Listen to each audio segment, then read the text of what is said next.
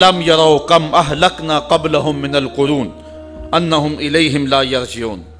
اللہ تعالیٰ اشارہ فرماتا ہے کیا انہوں نے نہ دیکھا ہم نے ان سے پہلے کتنی ہی سنگتیں ہلاک کر دی، کتنی قومیں برباد ہو گئیں، جن کا طوطی بولتا تھا آج باقی نہیں ہیں۔ اللہ اکبر۔ اور ارشاد فرمایا انہم الیہم لا یرجعون، اب وہ پلٹ کے بھی نہیں آئیں گے۔ فرعون گیا تو اب کسی ملک پہ فرعون کے بیٹوں کی حکومت نہیں ہے، فرعون بھی پلٹ کے نہیں آیا۔ خاقان گئے تو آج خاقان نظر نہیں آتے۔ تغلق، ایبک، فرعون مصر آج کہاں نظر آتے ہیں؟ جن کا طوطی بولتا تھا آج دنیا ان کے نام بھی نہیں جانتی۔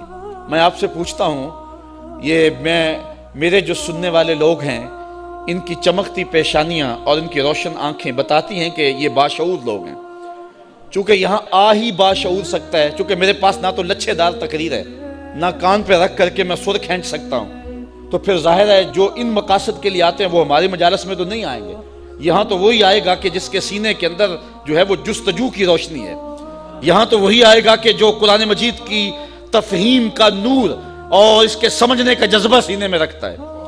تو تاریخ کے قاری بھی ہوتے ہیں، اور علماء بھی، اہل دانش بھی، وکلاء بھی، ڈاکٹر بھی، اور پڑھے لکھے سنجیدہ متین لوگ بھی، لیکن اس کے باوجود میں اتنے اس مجمع میں جو کہ انتہائی سنجیدہ اور متین اور سمجھدار طبقہ ہے، اگر میں آپ سے پوچھوں کہ جب حضور تشریف لائے تھے تو اس زمانے میں جس شخص کا طوطی بولتا تھا، سلطنت روم کا شہنشاہ، اس دور کا اوباما کہہ لیں، اس کا نام کیا تھا؟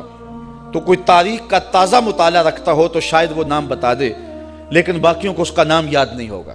حالانکہ اس دور کا سپرمین، اس دور کا اوباما، اچھا اس دور کے کسرا کا نام بتا دیں، اس دور کے ٹونی بلیر کا نام بتا دیں، تو شاید یہ بھی نام کوئی نہ بتا سکے۔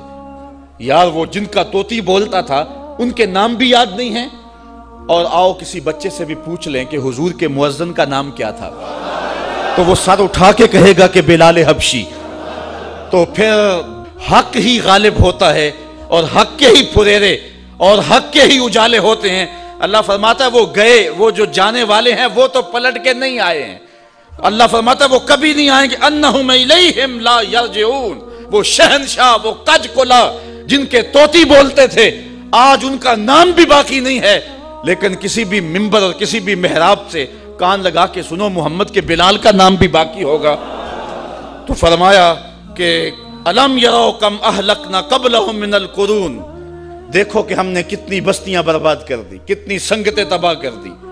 یہ بڑے بڑے محل آج کھنڈرات بنے ہوئے دکھائی دیتے ہیں یا نہیں دیتے؟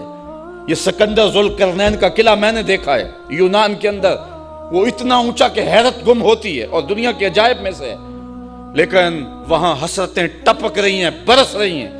آج نہ سکندر کا جاہ و جلال رہا، نہ اس کا تم تراک رہا۔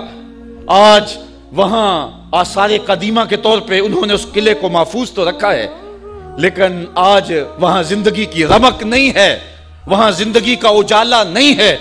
یار سکندر کے محل میں تو زندگی کا اجالا نہیں ہے، اور ویسے کرنے کی قبر پہ بھی زندگی کے اجالے ہیں۔ تو پھر زندگی تو یہ ہوئی نا، پھر اجالے تو یہ ہوئے نا، بلال کی قبر پہ بھی زندگی کے اجالے ہیں۔ یا حسرتاً علی العباد، افسوس ہے بندوں پہ۔ اور پھر ادھر دیکھیے زندگی کے نظارے، زندگی کا جمال۔